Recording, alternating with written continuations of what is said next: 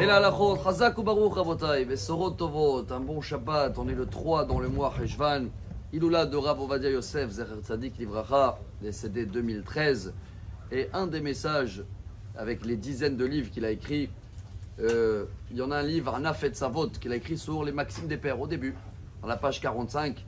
Là-bas, il nous apprend, je crois que c'est le message qu'on doit apprendre aujourd'hui, cette semaine, dans notre génération, qui est lié bien sûr à l'arche de Noé. Il y a là-bas les maximes des pères qui dit Evem italmidav shel Aaron ohev shalom verodef shalom. Il dit comme ça, Rav Ovadia Yosef, Baruch Hashem, on est une génération où il y a beaucoup des gens qui se rapprochent dans la tchouva, mais il y a un problème. Comme ils se rapprochent de la tchouva, et forcément, ils n'ont pas beaucoup étudié les halachot et les sources, dès qu'ils écoutent quelque chose, comme ça il dit, ils viennent avec à la maison, ils deviennent très stricts, tout le shalom baït, il va aller en l'air, après ils arrivent chez les parents, et du coup, non, ça je touche pas, ça je mange pas, il y a un manque de respect des parents, et tout ce qu'ils ont gagné avec le rapprochement de la Torah, lo zo aderer, lo zo haïr, voilà ces mots en hébreu, c'est pas le chemin, c'est pas la ville, c'est pas la bonne Torah, ils ont trouvé une autre Torah, d'être strict et de savoir créer des choses pour toi, et autour c'est pas solide, ça va pas tenir. Quel lien avec notre paracha? Après le Maboul, c'est marqué Vaïchaer Ach Noach. Oh, le Midrash, il dit, Rashi aussi, il amène. C'est dans le Talmud Sanhedrin. Ach, ça c'est en hébreu, ça fait mal.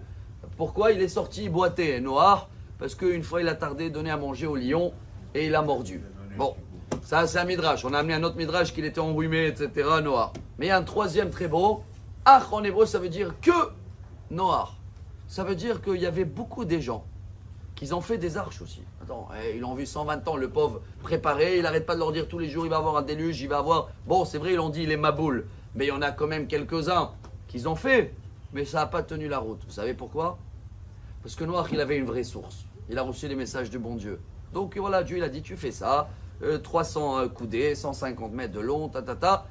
Mais tous les autres, ils n'avaient pas de source. Rabotai, Rav Ovadia Yosef, c'est ça sa grandeur aussi. Avec tous les dizaines de milliers de livres qu'il connaissait par tête, c'est de connaître les sources. Et nous, c'est beau. Voilà ce qu'on dit dans la prière et c'est ces mots.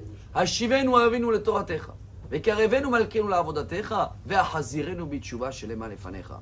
La tchouva, elle arrive au numéro 3 après que tu étudies les sources. Tu apprends les halachot. Tu sais où il faut être strict pour toi-même et non pas imposé pour les autres. Ou même si tu fais un arche, même les animaux non cachés, ils sont rentrés dedans. Tout le monde, Noach, il a pensé à sauver tout le monde. Alors on est une génération, on appelait ça Maboul, appelait déluge. Alors Rabotai, venez, on prend exemple du chemin de Rav Ovadia Yosef. Venez, on apprend, t'as appris quelque chose? Bravo, apprends, est-ce que c'est une coutume? Est-ce que c'est juste d'être plus strict? Elle est où la source? Tu vois que c'est une source, c'est marqué, ça vient de Dieu.